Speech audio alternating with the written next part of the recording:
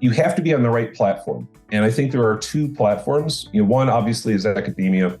The second, though, is if you are in a very large tech firm. Point is that you can see patterns and issues at scale. So when I was at Cognizant, I remember distinctly just spending time with clients on their particular challenges. Next up on Everything Thought Leadership is Malcolm Frank, among the foremost strategists and visionaries in the technology services space. I met Malcolm back in the mid-1990s at the dawn of the client-server computing era. A few years later, we were reunited at Cognizant. Malcolm provided the vision, funding, and senior-level support needed to build a world-class thought leadership program. Malcolm co-authored 2 best-selling books with the CFOW's Ben Pring and Paul Roehrig on the rise of artificial intelligence. In this episode, Malcolm and I will discuss the evolution of the thought leadership profession, the role of thought leadership in new and established B2B organizations, what it takes to build a high-powered thought leadership program, and the obstacles that must be circumvented, why tech companies, tech services firms in particular, struggle to create and benefit from thought leadership, and advice for budding thought leaders and their organizations. Malcolm, thank you so much for joining us today on Everything Thought Leadership. Oh, well, thanks for having me. So we'll start with a softball question. You're an astute observer of knowledge business and their use of thought leadership to drive expertise, pursuit of revenue recognition. How has the thought leadership profession in your eyes evolved and changed over the years?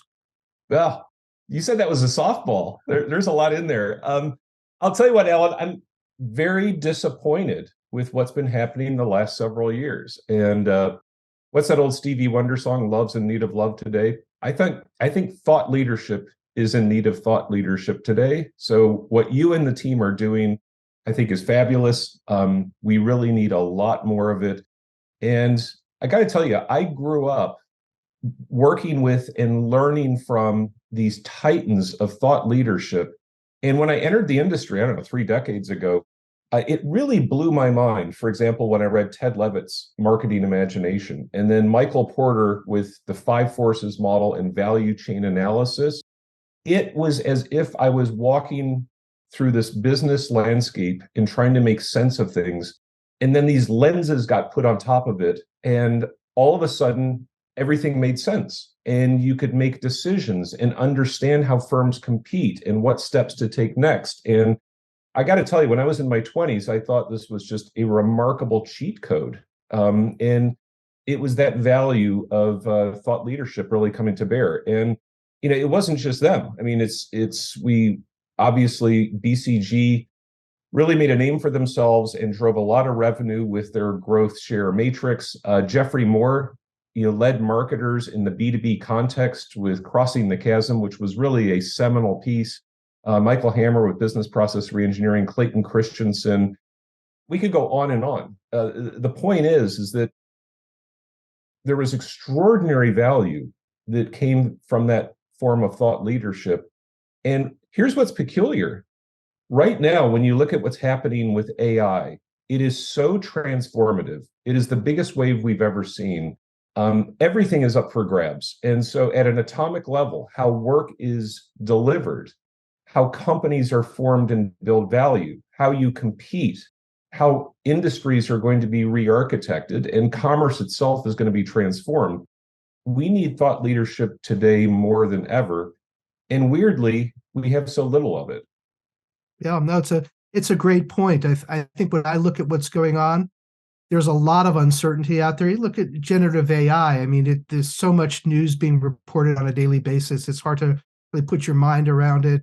A lot of business leaders and technologists that we speak to are still trying to come to grips with its implications. Business is complex. I don't think there's any getting around it. So I don't know if people are really spending the time really thinking through these issues. They just seem to be knee-jerk responding. The markets are dynamic. Product and service life cycles are compressed. So it's hard to get out ahead of these things. And you mentioned a litany of folks, Christensen, Porter, Hammer, our friend Jeffrey Moore.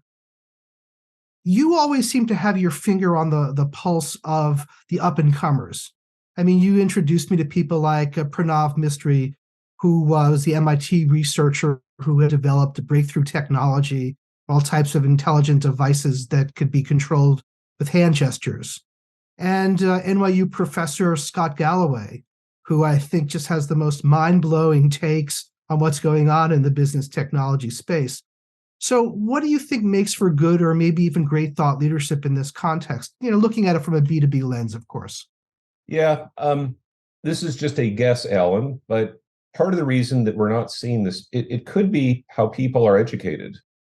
And so if you look at folks that grew up early in a social media context, it's all about quick burst. It's winning the immediate argument as opposed to stepping back and understanding exactly what's going on and building a thesis and models against that. So you talk about Scott. He's a professor. It's interesting to watch him because he falls in both worlds. He goes and gets in all sorts of Twitter or X battles and is part of that social media mindset. But at the same time, like with his algebra of happiness and other things, he will take a step back and try to understand what's going on. But right now, that's few and far between. And so I think that it could be a function of educational systems. It could be a function of how people build credibility in their markets. But I've never seen a greater opportunity for true thought leadership when you see A, the demand for it is so significant, and B, on the supply side, if you're good at it, you're not going to have a lot of competition these days. That's a great point. I know you're lamenting the lack of good thought leadership and good thought leaders these days. And you're right, in these uncertain and sometimes fact-free times, thought leadership is more important than ever. It's not just for established companies, but for the startups trying to be heard through the din and have an impression in the marketplace or make an impression in the marketplace. So do you have any thoughts on how to cut through the BS and to make this happen? Well, you said two important things in there that I think are a scourge of our time: fact-free and BS. And when you see people put things out that are quote unquote thought leadership, I think it's not that thoughtful and you're really not leading. And actually what you're doing is you're just pitching your book. And so thought leadership is you need to go where the facts lead you. You need to be completely objective. You may find things that are a bit controversial or that you may not like, but that is, you got to be in the truth-telling business and have the discipline to follow a process to get there. And what you see, Alan, is so many people are trying to shortcut that process to score quick wins. And as a result, I think of it as sort of like can of Coke thought leadership, meaning it may taste great initially, and then 15 minutes later, you realize there was no value to that. There was no nutrition in it whatsoever. And right. So, again, I think we just need to get back to that discipline of building true thought leadership capabilities and assets. Yeah, no, it's a great point. When you think about it, and you were in the front lines of this with code halos and when machines do everything, you really need to do a lot of upfront research. You really need to understand what's going on. You've got to collect hard data, soft data. You've got to interview people. So what is your impression of where things are going wrong today? And what would you recommend? What are the best ways of going about understanding what's happening so you can really lead and have unique perspectives that will drive awareness, create recognition for your firm, and hopefully build some business streams for you as well? Yeah, well, I think the first is this is not an individual pursuit. It really takes a team to do it. And you have to be on the right platform. And I think there are two platforms. One obviously is academia. The second, though, is if you are in a very large tech firm, typically services, it could be consulting. So these would be McKinsey, Accenture, Capgemini, Infosys, Cognizant, or sometimes you'll see it from some of the large software firms. So there are things that a Microsoft or a Google or an SAP, Oracle, ServiceNow may see that others would not. The point is that you can see patterns and issues at scale. So when I was at Cognizant, I remember distinctly just spending time with clients on their particular challenges. So I'll just pick one. It was like 10, 15 years ago when retail banks really needed to get into digital banking. So instead of somebody going to the branch, they could just do everything off their mobile device. That was new back then. But the point is, every time we met with that client and helped them with that issue, they would say, this is the first time we're doing it. But then they would look at us and say, you've done it 50 times, you've done it 100 times. Tell us what the best practices are. Tell us what the worst practices are. What technologies, what methods, how do we do things in sequence, so forth and so on. So when you start to see those things at scale, you can recognize the patterns.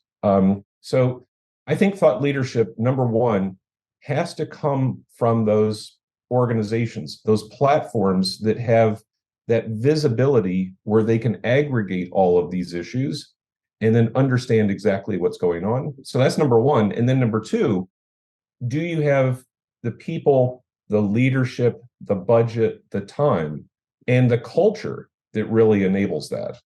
So I think that those are really important ingredients.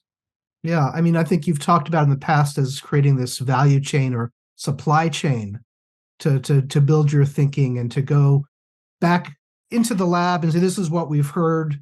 Let's stress test it. Let's do some research around this. Let's then show it to the client. Let's see what the client has to say. Let's then make improvements to our thinking. Let's go out and find some best case examples, and then let's write something up that will reflect really what's going on in the world and provide a prescription, a vision for how to go forward. If you remember our friend Bruce Rogo, who used to say, you can't just sit around and admire the problem, right? Got to have a way to solve it and work through it. Well, I got to tell you, you bring up Bruce.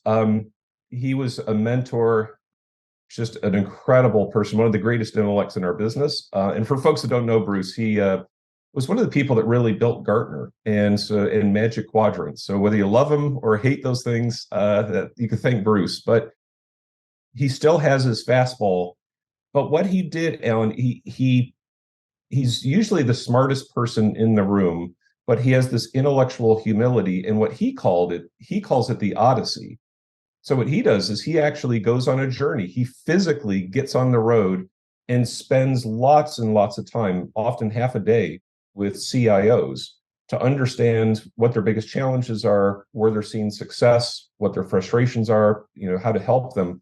And over time, the patterns emerge. So he's a wonderful, he's a model on how to do this properly. But if you abstract it, there is a value chain, and it has very distinctive steps. And if you skip these steps, you're not going to produce anything of quality. So the first may be a thesis. You just stumble across something and go, wow, we've seen that 5-6 times. Maybe there's something going on. Maybe there's a change in the market and we need to share this insight. But then you take that thesis and you have to go and do the research. And then coming out of the research, you get back to the lab and you start to formulate it. And then the next step is to market test. And this may be the most important one. And I would do this all the time. Strap an airplane to your back, go meet with clients. And what I love about clients, Alan, they are the first people to tell you you're completely full of shit. They'll say, maybe that works in the ivory tower, but let me explain to you why that's going to fail inside my organization. Or this would really give you a lot of motivation and optimism, is when you would get the second date, meaning you'd go meet with that client, share a model with them, share your research, and then they would say, whoa, my boss needs to hear this. I'm going to schedule a meeting with the CEO and the whole management team or the board of directors. And so then you really know you're onto something. Then you come back and you tighten it. And if you think of those that have been most successful, you need to reduce the sauce to a model or a sentence or two that could be explained at a cocktail party. And that's hard. That really takes a lot of effort, but that's what the best have done. And then you need to write the darn thing and then market it properly. So if you miss any of those steps, you're simply not going to be successful. And you kind of touched on this. I mean, when you look at this process, it's not inexpensive to do great thought leadership. You really have to make an investment if you want to have breakthrough ideas that are going to resonate and propel the organization forward and help your clients solve their business challenges.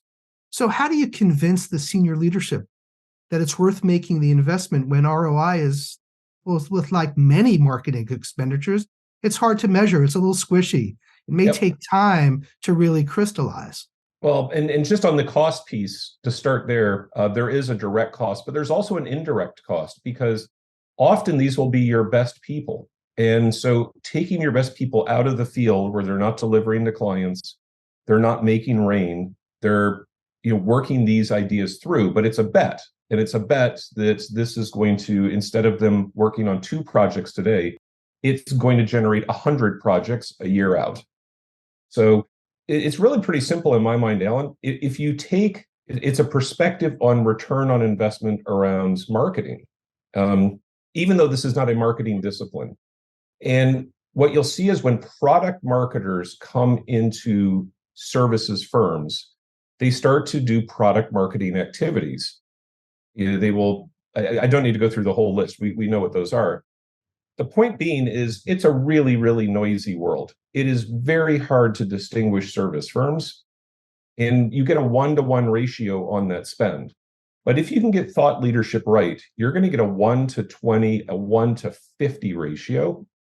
And so it's a rare CEO, CFO management team that understand that. But boy, those that do and support it properly are handsomely rewarded. It's interesting. We did some research last year, and we focused on thought leadership across a variety of market segments. And what we found was very interesting relative to the tech services space, that tech services respondents, the executives who answered our survey, essentially did not value or appreciate thought leadership as much as their clients did.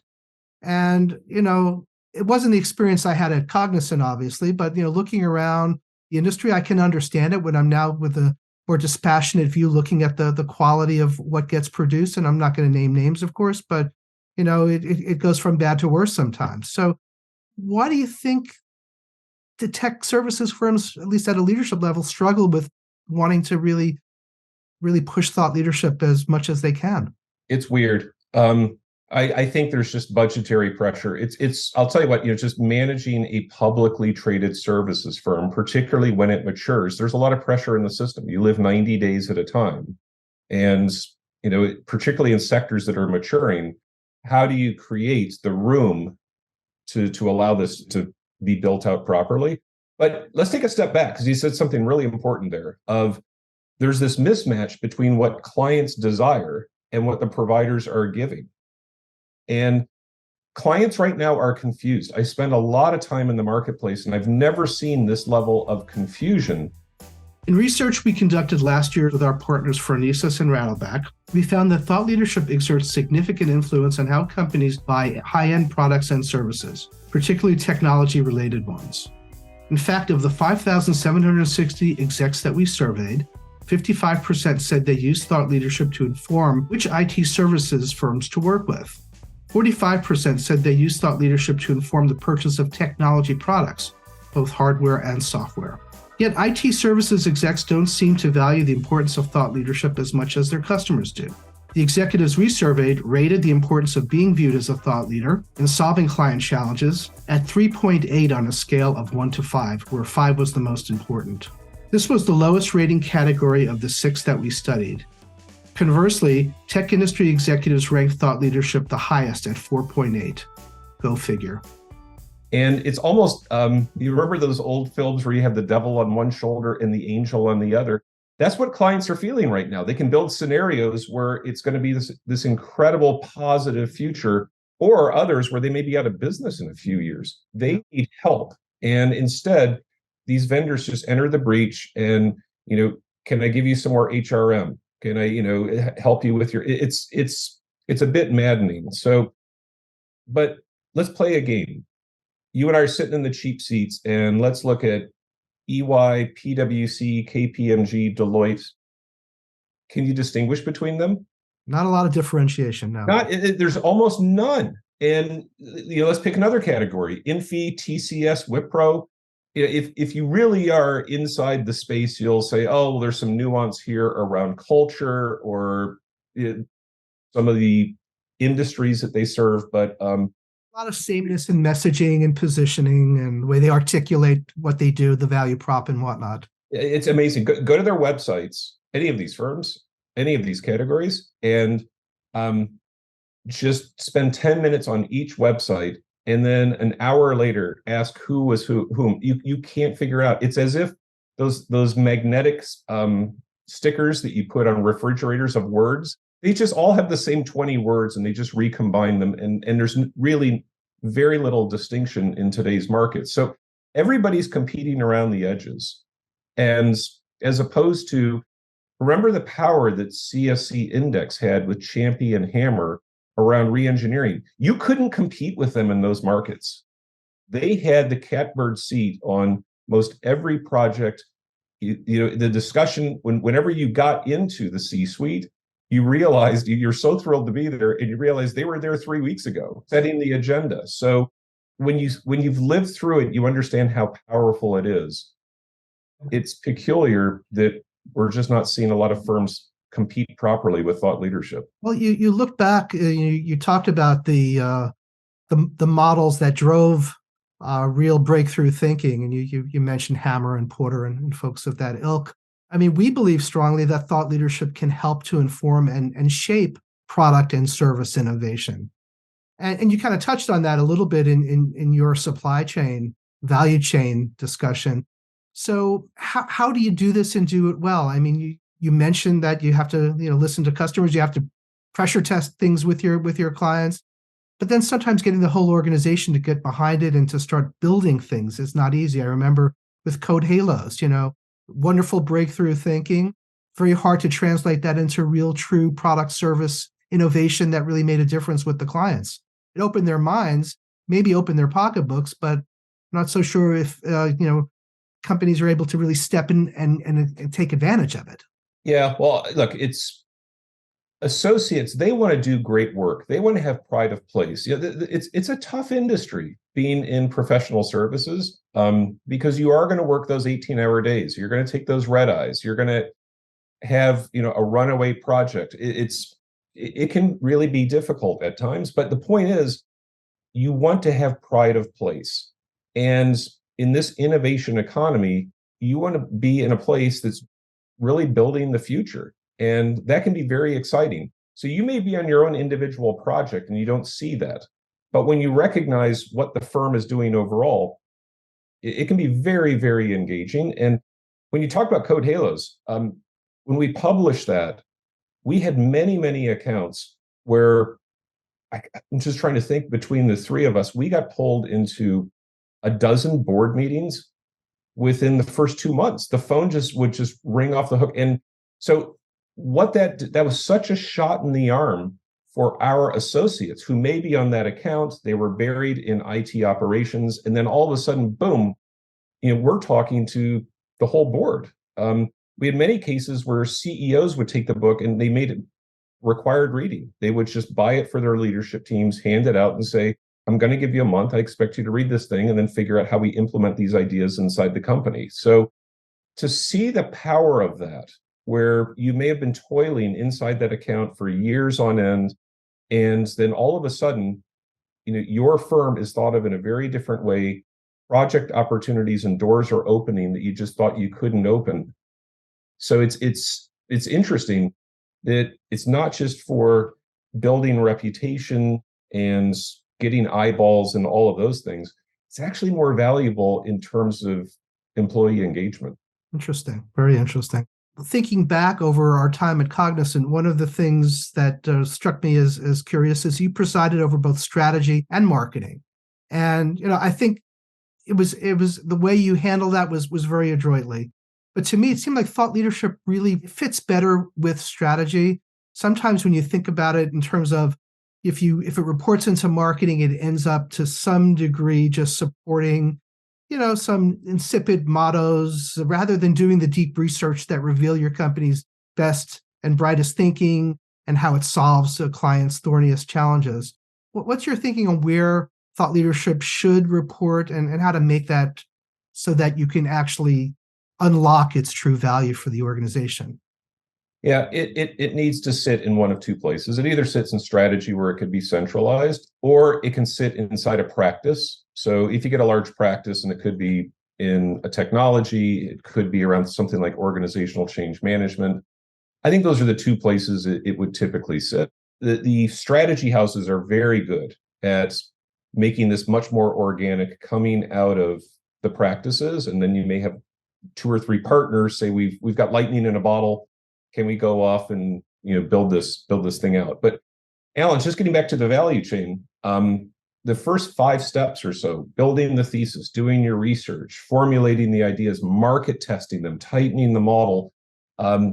Marketing is counterproductive, and that is just a different discipline. It's a different culture. It's different people. But when you get into how do we write it, where what is the right language? There's always this balance between you can be too inside baseball, too technically focused, as opposed to what is the mindset of our reader? Who's the archetype that we're going after? How do we distill these ideas properly and communicate them properly? And then how do you market the darn thing? So that is a marketing discipline, those last couple of steps. But the first few are absolutely more strategically focused. Just a final thought on that is look at what's been happening with generative AI. And these firms are just falling all over themselves to build leadership in that segment. But boy, it just falls so flat because there's a lot, it's being marketing led. There's a lot of taglines. There's a lot of sloganeering. And then you get 3 clicks deep and you're like, there's really not much here. I think you're exactly right on where it should reside. So let's transition over to AI. Let's look at what's going on thought leadership wise at TalentGenius. I see you're publishing a lot of timely and relevant thinking on your LinkedIn handle and on Medium, and you're driving readership and creating community through a newsletter that curates the best thinking on AI from a variety of sources. How is that working out for you, and how do you see that evolving over time? Yeah, well, we think this gets back to what I've been looking at for the last 10, 15 years, just the nature of work and how it's being transformed by technology. And so at TalentGenius, we are trying to empower individuals with AI. So putting AI on their side, because you look at this wave that's crashing over knowledge work. You may have seen Elon Musk last week at the Bletchley AI Summit, where he was saying that AI is going to eliminate every job. And I think he had some comments such as, well, if you just want it as a pastime, I guess you could keep working, but AI could do that work anyway. But I think more seriously, Goldman Sachs was outlining that 300 million jobs are going to be severely impacted by AI over the next several years. So we are empowering individuals in the tech industry on what's exactly happening with their jobs. How is AI going after specific skill sets and eliminating them or enhancing them, or it may just be neutral, it may have no impact on them, what tools they should be using, and just how do they stay ahead of the game. So it's a platform to empower individuals and help them optimize their careers going forward, because your career is your number one economic asset. And most people spend more time figuring out what they're going to binge watch on Netflix as opposed to what are the next 3 steps in their career. So it's tested incredibly well. We think we're onto something, and we're going to be releasing it next month. In terms of the thought leadership, it's helped us immensely because we need to contextualize what this is all about. And when you put the thought leadership out there, we've had great feedback where people are like, you've really given voice to the problem. Yes, that is exactly what we're dealing with. And so we can then outline and understand exactly what people are thinking and feeling, and then build product against that. So, as a startup, it's all about getting product market fit, and thought leadership is helping us significantly in terms of making sure that we fit that need. How do you balance in terms of the tone and tenor and the substance of it all, given the fact that, you're right, people fear that AI is going to eat their jobs. And you want to be honest with them, but not overly dystopian. But you want to provide a song of hope. How do you achieve that? Again, it's following the facts. It's, I think, Alan, you see people, and you can read it by the second paragraph, they're spinning and they're trying to make this a song of hope. And you're like, this is too Pollyannish. You could say, when people are like, oh, it's going to be, there's a line that people, or a thread that people always start to go after or pull on, that AI is going to increase our humanity. You're like, really? How? But that is somebody who's trying to spin the case. Or you get the fear porn where people are, saying that it's going to be a very dystopian thing. Look, we lived through this 100 years ago. I think there's a parallel. And when industrialization and the assembly line hit American society, there were ice harvesters. That was an enormous industry. In fact, there were over 5,000 ice trucks in New York City alone. So, in the winter, you'd harvest the ice in lakes in New Hampshire and Maine and put it on boats and take it to major cities for the summers. And then you also look at farming, and then you look at teamsters or truckers. And so this wave of automation hit. What did it do to those three sectors? Well, it's interesting. We don't even know what an ice harvester is anymore because, you just bought a refrigerator and you made ice in your kitchen. Boom, gone. Farming's fascinating. 100 years ago, actually 110 years ago, 40% of all workers in the US worked on a farm.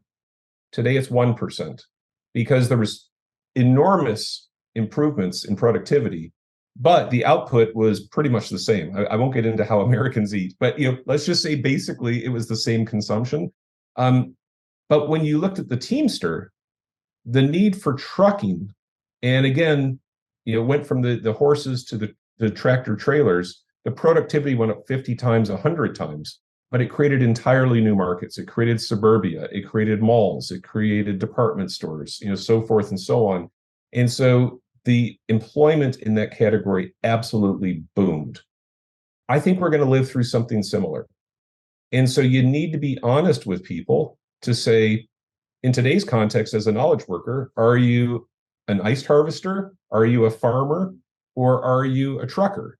And, in certain categories, AI is going to create massive demand and you're going to have a wonderful 20 years.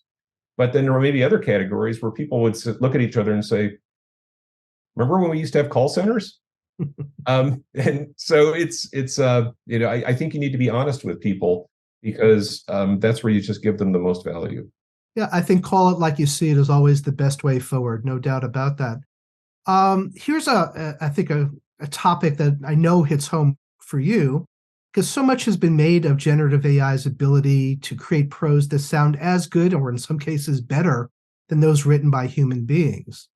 Is it fair for B2B organizations to use generative AI to craft thought leadership? I mean, given all the issues that we've read about and maybe even seen firsthand about hallucinations and fabrications, I think there was a study done a couple of weeks ago that said something like 3% of everything that's created by OpenAI's ChatGPT is made up. And I think Google Bard fared even worse. I think the figure was 27%. So can we use these tools to really enhance our creativity, our productivity, our ability to scale thought leadership better? Or, do we still need governance and checks and balances to make sure that we're not perpetuating fraud? Yeah. My answer may surprise you. I think the answer is yes, judiciously. So manage the right way and in the right context, in the right places in the process, because, Alan, you could see this. We say generative AI produces prose. Yeah, it produces prose that reads like it was generated by generative AI. It's just, milk toast. It's like listening to pop music. There are times where I'm in the car and something comes on. I'm like, this doesn't even feel like music. It's not moving me. And that's what happens when you read a lot of this stuff that comes out of generative AI. So let's go back to our value chain. I think in terms of recognizing the thesis, that's organic. I think that just comes, experientially. And then, but doing the research, I think that Gen AI may actually help in portions of that process. But then you have to formulate the idea. You need to build the models. You need to market test them. So let's just take one that we both know quite well, which is Crossing the Chasm, Geoffrey Moore. I think it is pure genius what Jeff created. How in the heck would generative AI understand there is a chasm and that there are buyers on one side of it that are completely different archetypes than those on the other? And to recognize how adoption and change occurs inside very complex organizations that have their own demands and stresses within them. An AI can't do that. And so, could it help in terms of finding additional data points on certain topics in a certain well-managed context, yes. And to your point with hallucinations, you really need to understand, what were the data sources that went into that. And the good news is there are tools now where you can start to recognize, use those tools, which are AI tools on top of the AI, to actually fact check it. But I think it's just another productivity tool that can speed up or scale up certain portions of the process. But the process still needs to be governed and managed by people, and ideation, I think you just can't get around it. That's going to be just a human-driven endeavor. It all comes down to governance and permissions, and you need AI checking AI and then humans checking AI, and hopefully we can get through all of that. I heard an interesting story recently. I won't name the company name. It's a company in the tech services space where a client partner wanted to put together some thought leadership for a client meeting and wanted it posted on the website, and told the individual who was responsible for thought leadership that it needed to be produced and ready on Monday. And this was on a Friday. He said he was going to put it together over the weekend. And this individual said, "How are you going to do that?" "Well, I'm going to use ChatGPT to do it, of course." And the person said, "It's not going to be published without checks and balances. There still needs to be an editorial process for doing this the right way." So you really can't cut corners, to your point. I think we're all going to be heading for a major, major wake-up call if that's what people start doing. Yeah, well, look, I'd love to lose 20 pounds by Monday. It's not going to happen. So you see the motivation, people are trying to shortcut, but gosh, that person's going to put their name on it and they're going to be outed and it's going to live out there forever. That's a foolish and dangerous game. At least some publications today are noting, that they're using ChatGPT for certain functions in the editorial process to gather facts, to put together maybe business results kinds of stories that are very formulaic. And you're right. I think ChatGPT, can do things like that and do them fairly well and do them faster than people can do that, because it can find all the information and put together, standard formulaic presentation fairly quickly. But it's not a replacement for good creative constructive thinking, at least not yet. No, I got to tell you, I use it all the time.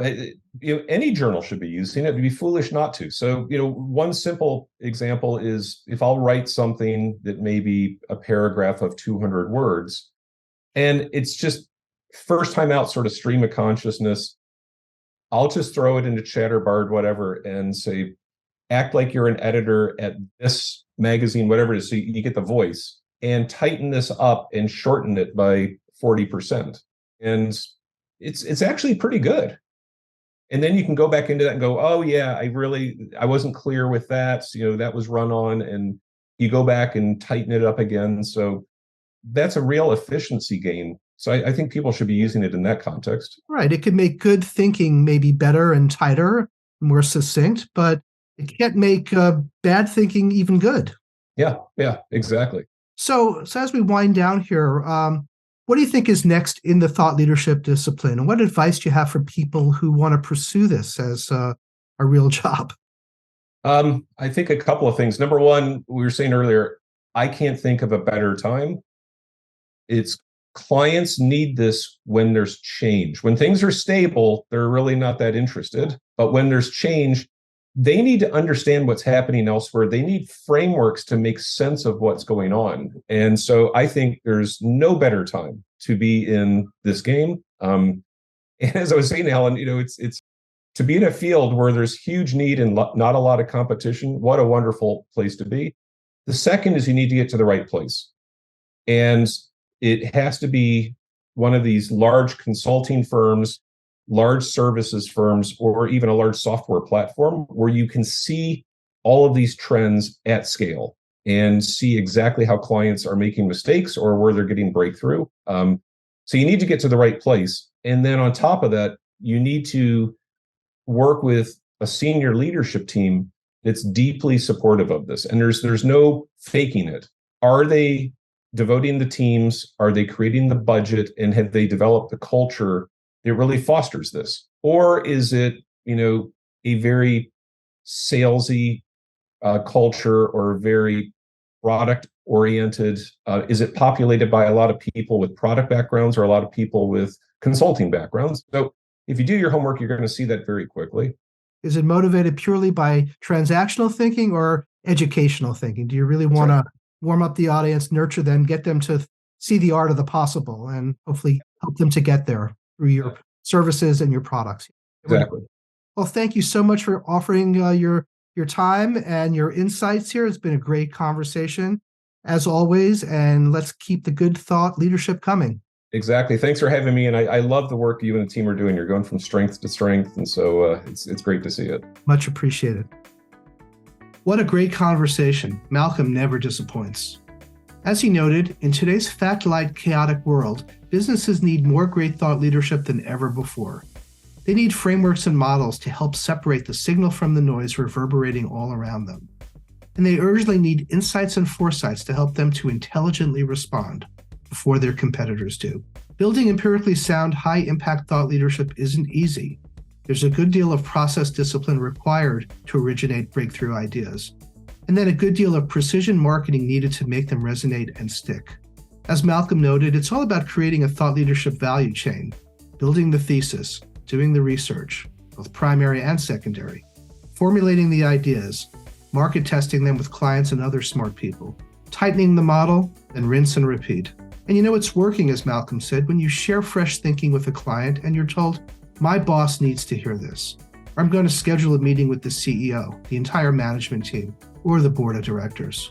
When thought leadership opens clients' eyes, pocketbooks can often follow. And when that happens, the investment required to do thought leadership right is seen by executives as a growth lever that drives differentiation and business advantage. Not surprisingly, when new products and services emerge from thought leadership development, the C-suite starts to appreciate why it's so important to put pedal to the metal. As Malcolm pointed out, thought leadership can play a vital role in elevating employee morale. But sadly, many companies these days are looking to score quick thought leadership wins. They engage in sloganeering that sometimes masquerades as thought leadership. They don't want to run the hard miles to build something novel and mind-expanding. The hard miles will be eased by new technology, of course. Generative AI, for example, will accelerate thought leadership's time to value. Once the thesis is generated by human beings, of course, generative AI can speed the research process and the summarization of findings with human oversight that prove or disprove a hypothesis or set of hypotheses. Thank you for joining us on Everything Thought Leadership. We hope to see you again soon. If you enjoyed this episode, we'd love it if you'd left a like and share this episode with your colleagues.